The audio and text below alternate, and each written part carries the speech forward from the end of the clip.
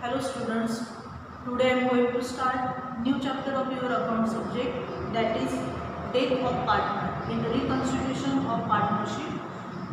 In that death of partner, before that in earlier chapter we learned admission of partner and now we learn death of partner. In that first I am solving the problem number second of your textbook, page number 190. Open textbook and then watch the video. Okay. Rakesh, Mahesh and Mukesh were partners sharing profits and losses in the ratio 3:2:1 respectively. Their balance sheet as on 31st March 2019 is as under. Liability side, capital account, Rakesh 30,000, Mahesh 20,000, Mukesh 10,000. Creditors 8,000, bank loan 20,000 and bills payable 18,000. Then asset side, plant and machinery 40,000, motor truck 20,000, debtors 16,000 less RDD 2,000, investment 18,000 and bank 14,000. Then information is given. Mukesh died on 13 June 2019 and the following adjustments were made. आणि त्यांनी काय सांगितलेलं आहे की त्याच्यावर 3 जे partners होते डेथमध्ये काय असतं already there are 3 partners and in that 3 partners 1 partner became died. Okay. तर त्यापैकी एका पार्टनरचं काय झालेलं आहे मृत्यू झालेला आहे. तो बघा आता मुकेश जो तिसरा पार्टनर आहे तर Mukesh died on 30 June 2019 and following adjustments were made. आता ह्या डेटच्या प्रॉब्लेममध्ये एक लक्षात ठेवायचं आहे की आपल्याला जी प्रिव्हियस बॅलन्स शीट दिलेली आहे ओल्ड बॅलन्स शीट तर त्याची तारीख किती आहे बघायची 31 मार्च 2019 आणि तो डेथ कधी झालेला आहे त्याचा डेथ कधी झालेला आहे तर 30 जून 2019 म्हणजेच आफ्टर 3 months बरोबर ना. एप्रिल मे अँड जून पूर्ण आहे म्हणजे after 3 months he became died.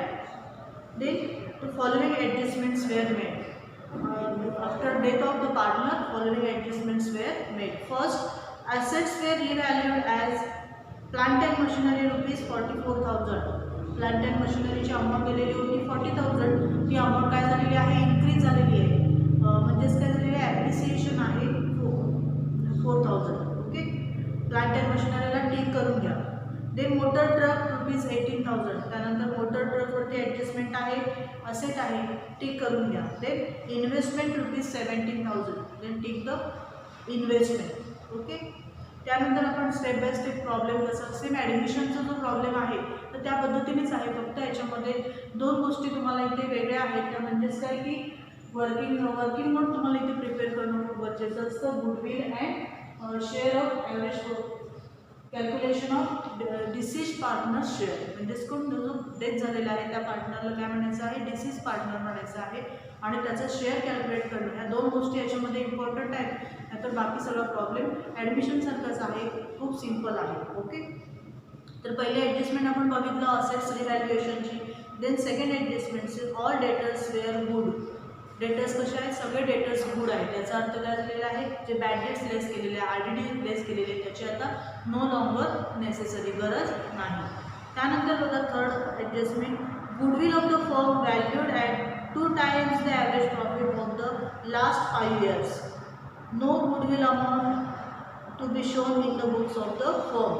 हे खूप इम्पॉर्टंट आहे की कधी कधी सांगतात बुक्स ऑफ अकाउंट्समध्ये दाखवा कधी कधी सांगतात नाही नको दाखवा नो नीड असं सांगतात. मग आता बघा आपल्याला इथे कॅल्क्युलेशन ऑफ गुडविल आहे तर त्याची अमाऊंट आपल्याला कॅल्क्युलेट करायची आहे. इथे तुम्हाला लास्ट 5 yearsचं प्रॉफिट दिलेलं आहे आणि त्याच्या बेसिसवर तुम्हाला काय करायचं आहे ॲव्हरेज प्रॉफिट मेथडने गुडविलची अमाऊंट आहे ती पहिल्यांदा काढून द्यावी लागेल. No goodwill account to be shown in the books of the firm म्हणजेच काय सांगितलं की बॅलन्स शीटमध्ये तुम्हाला गुडविल अकाउंट दाखवण्याची गरज नाही. Then next adjustment is Mukesh share of profit up to his death to be calculated on the basis of average profits of last 2 years. त्यानंतर त्याचा जो शेअर आपल्याला कॅल्क्युलेट करायचा आहे तर त्यासाठी जो प्रॉफिट दिलेला आहे ॲव्हरेज प्रॉफिट तर तो लास्ट 2 yearsचाच फक्त प्रॉफिट घ्यायचा आहे. ते कसं काढायचं ते मी तुम्हाला सांगते. Then last adjustment is 5 years profit where first year दिलेला आहे 6,000, second year 11,000, third year 7,000, fourth year 12,000 and fifth year 24,000 respectively. हे 5 वर्षाचं काय दिलेलं आपल्याला amount of profits. Okay. Prepare profit and loss adjustment account, then partners capital account and balance sheet as on 1 July 2019. ज्या दिवशी त्या पार्टनरचा डेथ झाला 30 जून. याचा अर्थ काय झालं, जून मंथ क्लोज झालेला आहे, एंड झालेला आहे. आणि मग नवीन वर्ष कोणतं, दुसरा जो मंथ आहे ते कोणतं असणार आहे, जुलै असणार आहे. म्हणून 1 जुलै 2019 ही बॅलन्स शीटची काय येणार आहे, डेट येणार आहे. ओके. तर आता पहिल्यांदा आपण नेहमीप्रमाणे काय करायचं असतं, पोस्टिंग करून घेणार आहे. प्रॉब्लेम तुमच्यासमोर ओपन करून ठेवा. आता प्रॉब्लेम दिला की इथे जागा नाही आहे, बरोबर ना. तर प्रॉब्लेम ओपन करा, पेज नंबर 190. त्याच्यावरती ती प्रॉब्लेम तुम्हाला दिलेला आहे. तर आपण काय करणार आता, स्टेप बाय स्टेप काय करूया, पोस्टिंग करूया. तर पहिल्यांदा कॅपिटल अकाउंट्स आहे. राकेश 30,000, राकेशचं कॅपिटल अकाउंट आहे. मग आपण पुढे त्याचं पोस्टिंग करतो, पार्टनर्स कॅपिटल अकाउंट क्रेडिट साईडला by balance not down in Rakesh column 30,000. Okay. Then Mahesh 20,000 by balance not down in Mahesh column 20,000 and Mukesh 10,000. मुकेशच्या कॉलममध्ये किती, 10,000. नेहमीप्रमाणे ॲडमिशन सारखं सेम. कॅपिटलचं काय करायचं, पोस्टिंग पार्टनर्स कॅपिटल अकाउंटच्या क्रेडिट साईडला बाय बॅलन्स नॉट डाऊन राकेशच्या कॉलममध्ये 30,000, महेश 20,000 अँड मुकेश 10,000. कॅपिटलचं पोस्टिंग केलं. Then creditors, bank loan and bills payable, these are liabilities. बरोबर ना, तुम्हाला माहीत आहे. मग लायबिलिटीज उद्या पोस्टिंग करणार. सुरुवातीच्या याच्यामध्ये 5 ते 6 लाईन्स आहेत त्या ब्लँक ठेवायच्यावरती. कॅपिटल्स लिहिण्यासाठी आणि त्या एक्झिक्युटिव्हचं लोन घेण्यासाठी जागा ठेवायची. आणि त्यानंतर ज्या लायबिलिटीज आहेत तर त्या लायबिलिटीज द्यायचे. तर creditors 8,000, bank loan 20,000 and bills payable 18,000. इथे जे जसं दिलेलं आहे तसं त्याचं पोस्टिंग इकडे लायबिलिटी साईडला करून घेतलं. ओके. त्यानंतर बघा assets, plant and machinery 40,000. Plant and machinery इथे दिले बघा. प्लांट अँड मशिनरी असेट साईडला 40,000. इनरला लिहा. तुम्ही आता काय करायचं, एक इनर कॉलम करायचं आणि एक आउटर करायचं. बरोबर. इथे जागा नसल्यामुळे मी ते एकच कॉलम तिथे केलेलं. त्यानंतर बघा ॲडजस्टमेंट आहे म्हणून इनरला लिहिले 40,000. Then next motor truck it is asset, motor truck 20,000. Depreciation आहे म्हणून इनरला अमाऊंट लिहा 20,000. Then debtors 16,000. तर डेटर्स आहे तर त्याच्यावरती ॲडजस्टमेंट आहे. काय सांगितलेलं, ऑल डेटर्स आर गुड. याचा अर्थ काय की RDD लेस करण्याची आवश्यकता नाही. हे जर का तुम्हाला वाचून कळत असेल तर तुम्ही डायरेक्टली आउटरला लिहा, नाहीतर मग इनरला लिहा. म्हणजे RDD डॅश लिहा आणि मग आउटरला किती येते, 16,000च येते. ओके. No necessary. याचा अर्थ काय झालं की RDD आता लेस करण्याची आवश्यकता नाही आहे. म्हणजे डायरेक्टली डेटर्स किती येणार आहे, तर आउटरला 16,000. देन इन्व्हेस्टमेंट इनरला ॲडजस्टमेंट आहे 18,000.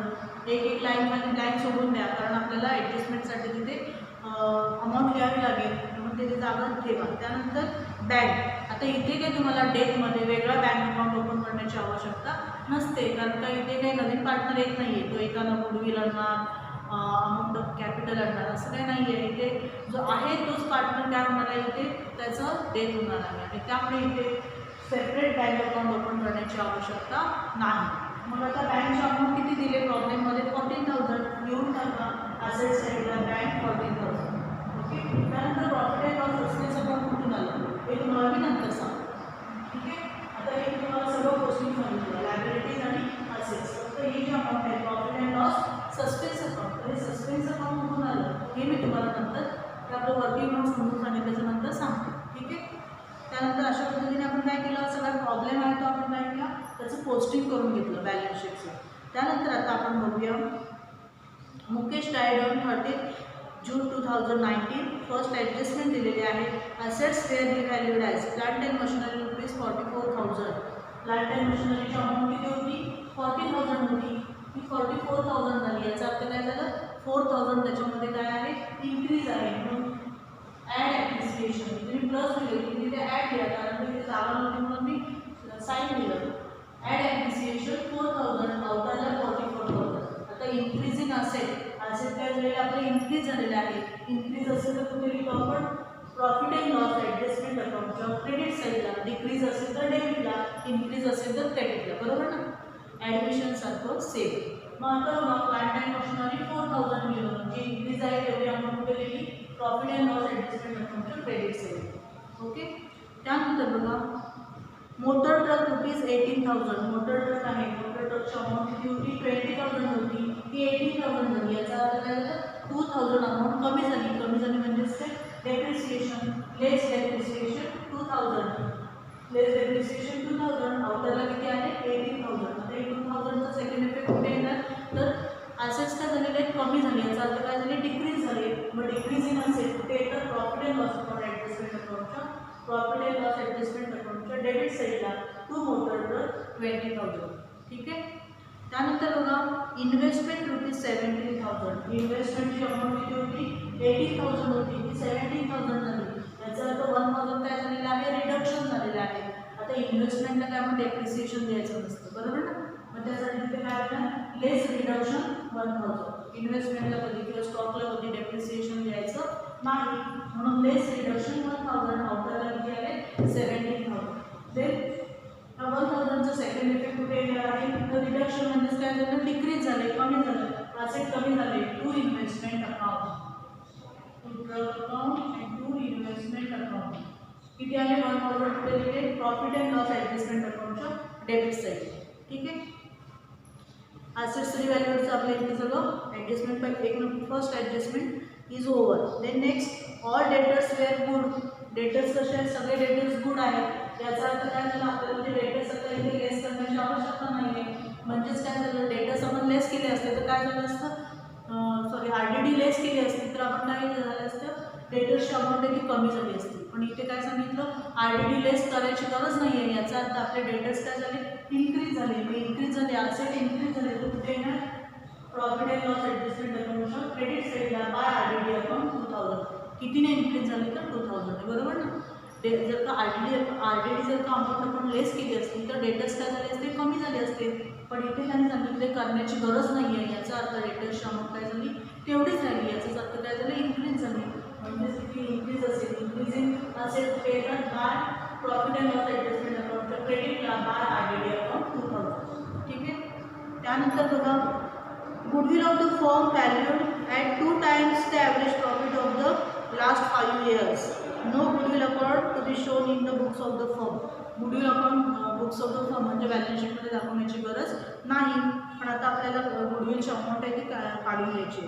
त्यानंतर बघा Mukesh share of profits up to his death to be calculated on the basis of average profit of last 2 years. त्यानंतर आपल्याला प्रॉफिटची अमाऊंट दिलेली आहे. आता हे सगळा प्रॉब्लेम तुम्हाला मी डिस्कस केला पण महत्त्वाचा याच्यामध्ये पार्ट आहे डेटमध्ये वर्किंग नोटला खूप इम्पॉर्टन्स आहे.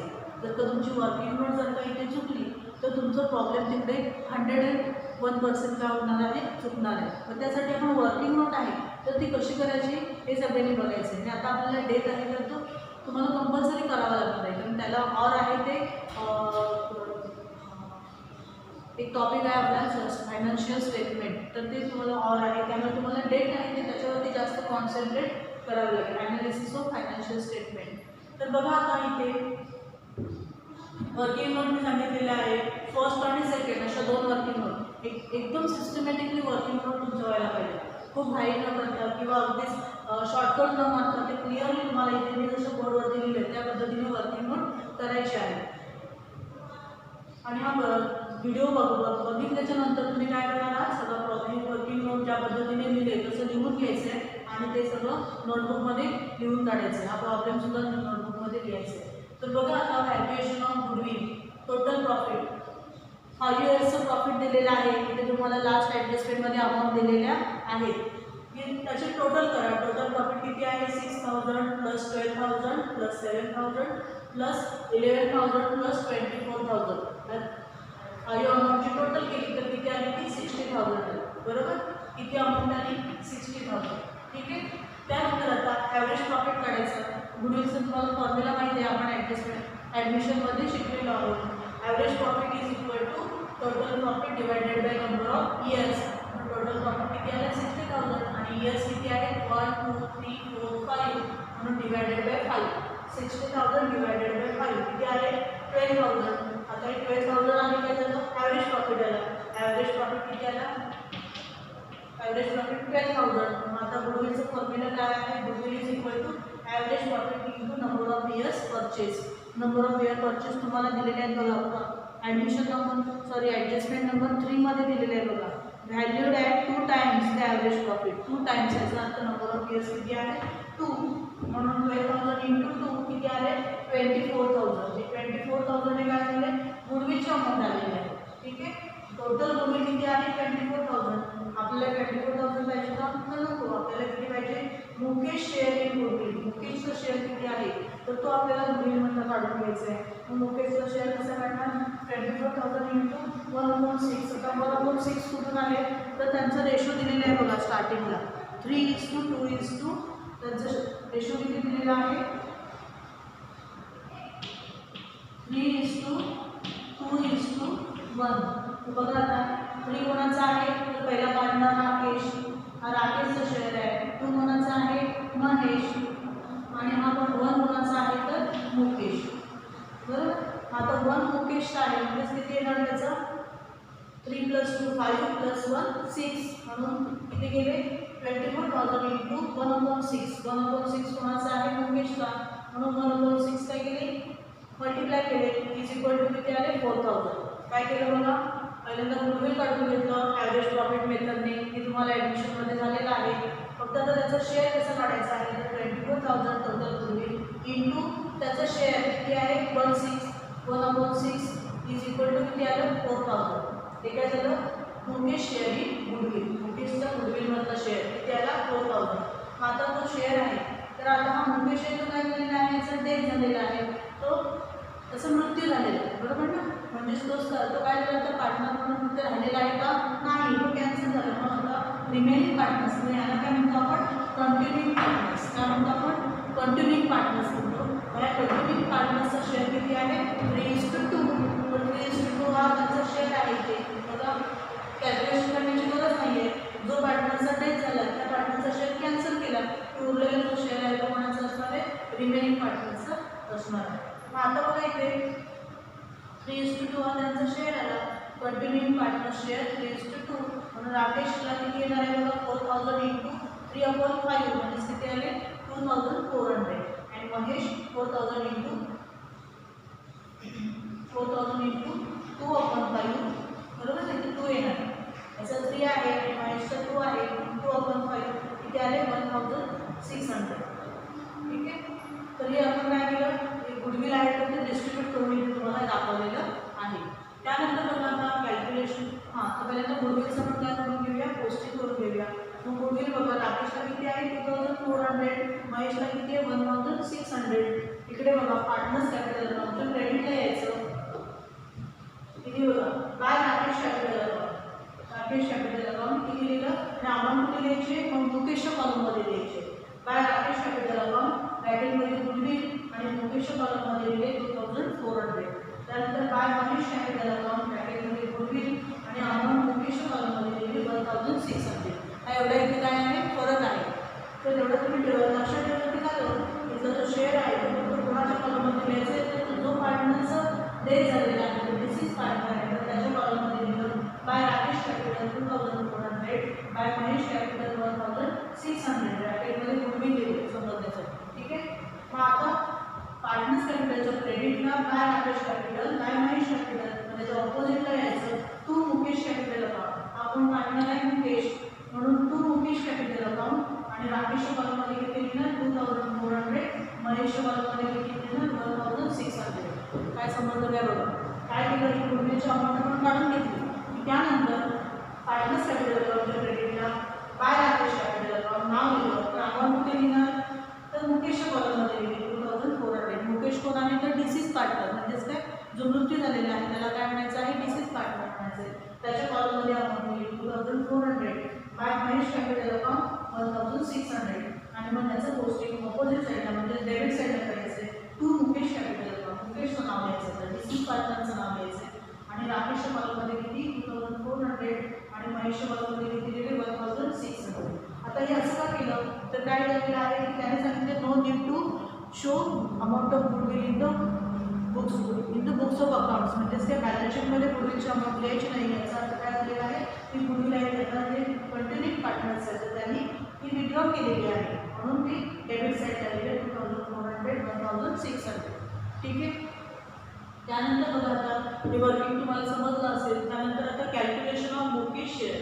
हा मुकेश कोण आहे तर दिस इज पार्टनर. ठीक आहे. हा डिसीज पार्टनर आहे. मग त्या डिसीज पार्टनरचा शेअर आता आपण कसं काढायचं ते खूप इम्पॉर्टंट आहे. ते जरा लक्ष द्या. Average profit of last 2 years. Adjustment number किती बघा 4. Mukesh share of profit up to his date to be calculated on the basis of average profit of last 2 years. Last 2 years profit घ्यायला सांगितलेलं आहे ॲव्हरेज प्रॉफिट काढण्यासाठी. मुकेशचं share काढण्यासाठी फक्त last 2 yearsचा profit आहे तर तोच कन्सिडर करा असं त्यांनी सांगितलं आहे. मग आता बघा लास्ट 2 years प्रॉफिट किती आहे बघा.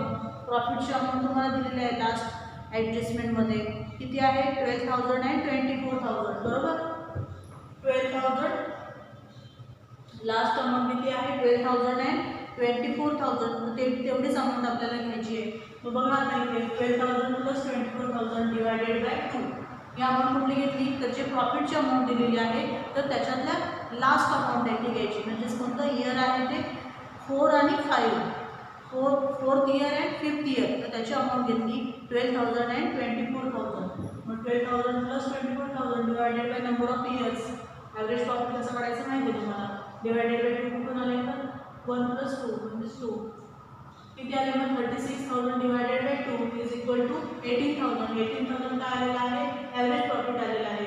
आता आपल्याला प्रोपोर्शनल प्रॉफिट काढायचं आहे. म्हणजेच काय की 18,000 जो प्रॉफिट आला ॲव्हरेज प्रॉफिट इंटू 3/12. 3/12 कुठून आले तर जितके महिने तो जो काही डिसीज पार्टनर आहे तो जेवढे महिने किंवा जितके महिने त्या पार्टनरशिपमध्ये होता तितक्या महिन्यांचा कालावधी कन्सिडर करायचा.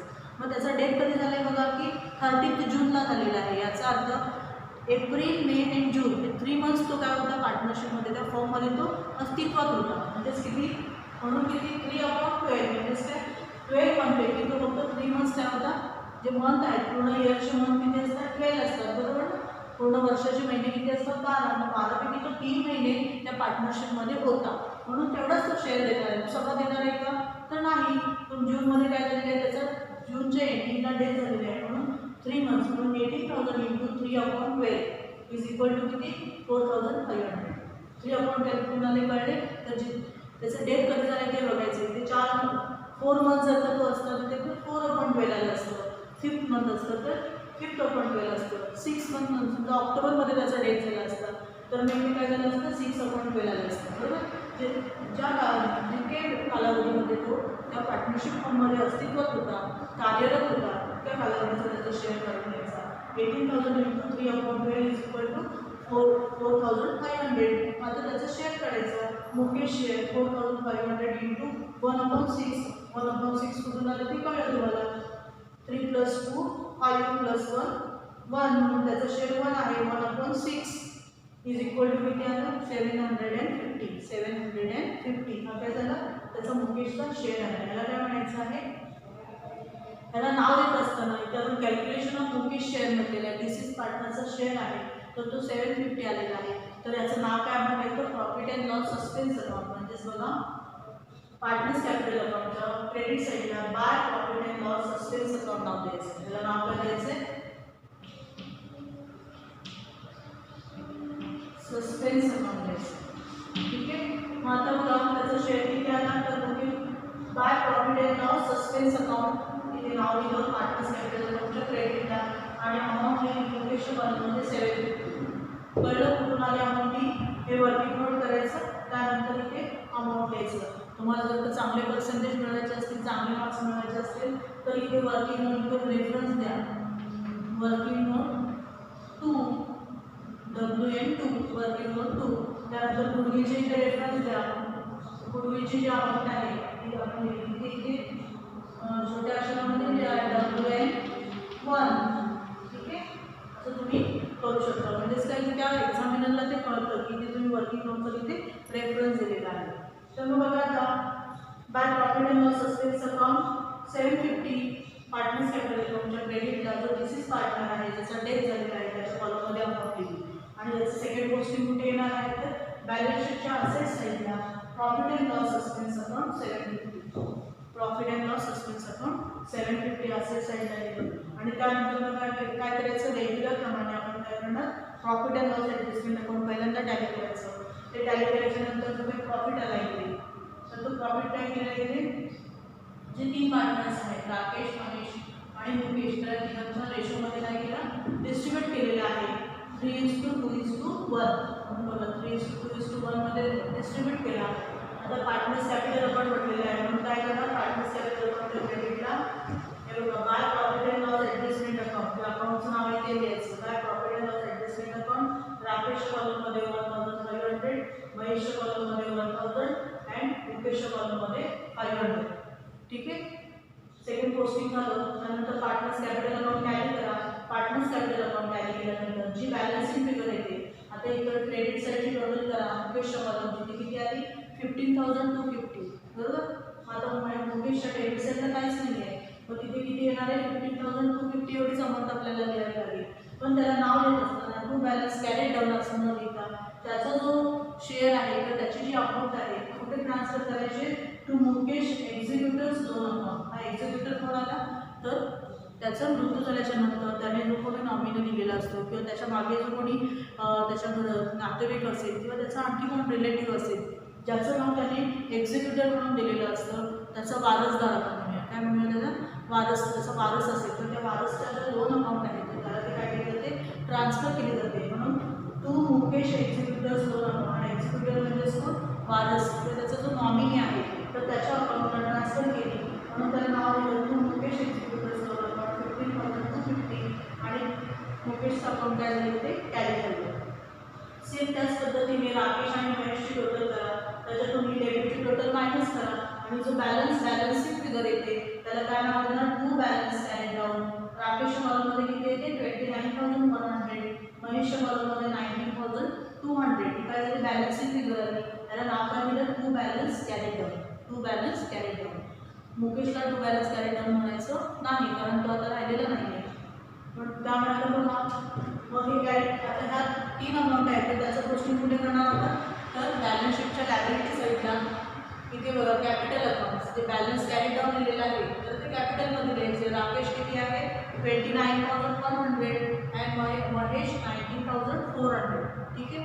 त्यानंतर मुकेश एक्झिक्युटिव्ह लोन अकाउंट किती आहे 15,250 ते दिले 15,250. ठीक आहे. हे सगळे लायबिलिटी आहे म्हणून लायबिलिटी साईडला दिलं. हे क्रेडिटर्स वगैरे आपण आधीच लिहिलेले होते. त्यानंतर आता पुढे असेट पण आपण काय केले मायनस करून सगळे झालेले आहेत आणि मग एक बॅलन्स शीट आहे ती फायनली टॅली केलेली आहे आणि ती बॅलन्स शीट कितीला टॅली झाली बघा 1,09,750 या अमाऊंटला बॅलन्स शीट तुमची टॅली होते आणि अशा पद्धतीने हा डेटचा प्रॉब्लेम मी तुम्हाला इथे दाखवलेला आहे. तर पहिल्यांदा काय करा तुम्ही वर्किंग नोट आहे तर ती खूप चांगल्या पद्धतीने समजून घ्या की जर का तुम्हाला वर्किंग नोट जर का शेअर काढणे आणि गुडविल काढणे या 2 गोष्टी जर का तुम्ही त्याच्यावरती मास्टरकी मिळवली की तुम्हाला डेटचे प्रॉब्लेम सोडवणं काही कठीण नाही आहे. कळतं. ठीक आहे. ओके. सगळ्यांनी काय करायचं होमवर्कला हा प्रॉब्लेम सगळा लिहून काढायचा आहे. त्यानंतर वर्किंग नोट आहे ती व्यवस्थित लिहायची आणि मला सेंड करायची. ठीक आहे. थँक्यू.